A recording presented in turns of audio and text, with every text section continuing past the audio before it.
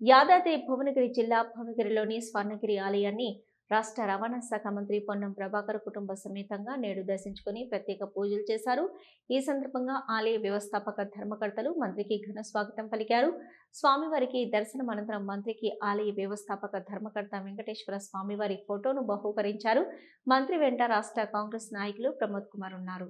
స్వర్ణగిరి శ్రీ వెంకటేశ్వర స్వామి ఆలయంలో అద్భుతమైనటువంటి నిర్మాణాలు, ప్రతి అడుగు దైవ సంకల్పము, దైవ సంభూతం కలిగే విధంగా ఆ భగవంతుని నిండు ఆశీర్వచనం మరి భక్తులకు ఉండే విధంగా ప్రతి అడుగులో నిండుతనము, భక్తి పారవశ్యము, అదేవిధంగా చరిత్రలో మనం చూడలేనటువంటి అన్నీ కూడా జలనారాయణుడు కానీ లేకపోతే మిగతా భగవత్ సంకల్పానికి సంబంధించినటువంటి అన్ని అంశాలతోటి ఆ వేద పండితుల సలహా సూచనలతోటి ఇక్కడ నిర్మాణం జరిగింది.